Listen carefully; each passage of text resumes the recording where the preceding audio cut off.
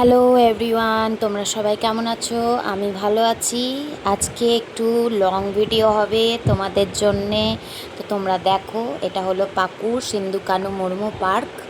তো সেটারই long video হবে, তোমরা স্কিপ করো না প্লিজ, দেখো, তোমাদের নিশ্চয়ই ভালো লাগবে। আর যাদের ভালো না লাগতে পারে, নাও লাগতে পারে, তো তারা স্কিপ করে দিও।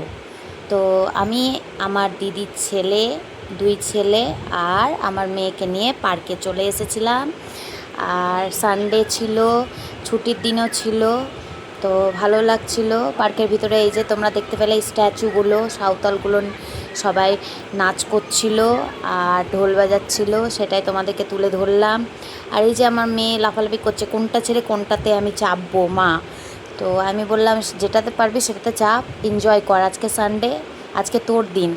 তো তোমরা চলো আমার ভিডিওটি দেখো, ফুল ভিডিওটি নিশ্চয়ই তোমাদের ভালো লাগবে বন্ধুরা।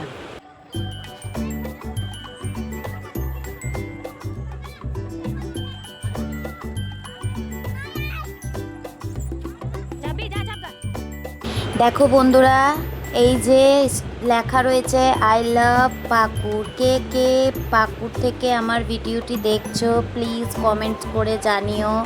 আর কে কে তোমরা পাকুড় ভালোবাসো সেও জানিও কমেন্টস করে। আমার তো খুব ভালো লাগে, আমার শহর, আমার নিজের শহর। আই লাভ মাই পাকুড়।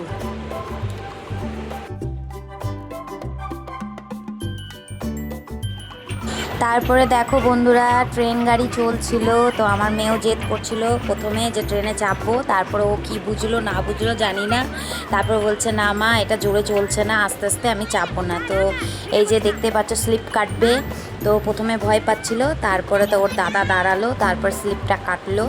তো তোমরা দেখো, আর এই যে গোল গোল ঘুরছে, এটাকে কি বলে আমিও জানি না, মাথা প্রচণ্ড ঘোরায়। আমিও চেপেছি, ঘুরছিল, তো আমার মেয়েও চেপেছে, ওর বলে খুব ভালোই লেগেছে। তারপরে আমরা চলে এসেছিলাম, এই যে স্ট্যাচুগুলো দেখো খুব সুন্দর লাগছিল, তাই তোমাদের সামনে আমি তুলে ধরলাম বন্ধুরা। তোমরা দেখো, ভালোই লাগবে তোমাদের। তারপরে দেখো এখানে বাচ্চাদের খেলার জন্যেও জাম্পিংয়ের জন্যে ছিল, তো আমার মেয়েও জাম্পিং করেছিল। আর তার মধ্যে এই বড় জাম্পিংটা ছিল, কিন্তু এইটাতে কেউ মানে চাপছিল না, তাই কেউ চাপলো না, হয়তো কিছু প্রবলেম হয়ে হবে।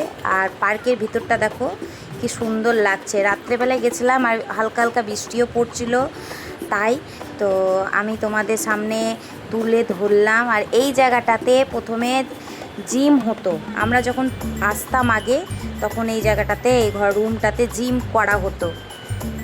আর এই দেখো আমি আর আমার মেয়ে দোলনাতে চেপে পড়েছিলাম, অনেক দিন পর দোলনাতে চাপলাম, তো ভালোই লাগছিল। আর আমি আমার মেয়ে খুব এনজয় করেছি দোলনাতে।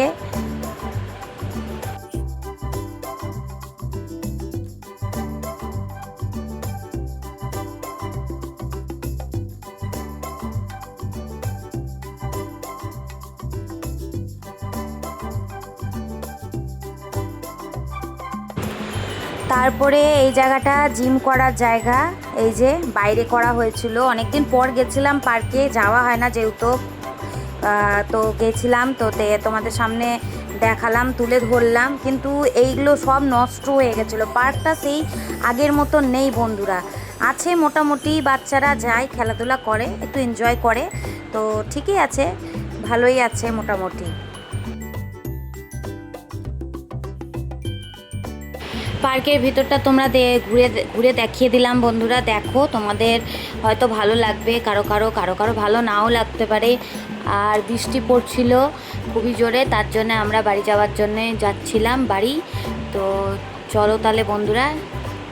জানো তো বন্ধুরা, আমার মেয়ে যেতেই খুঁজছিল না বাড়িতে, বলছে না আর একটু থাকি, ভালো লাগছে।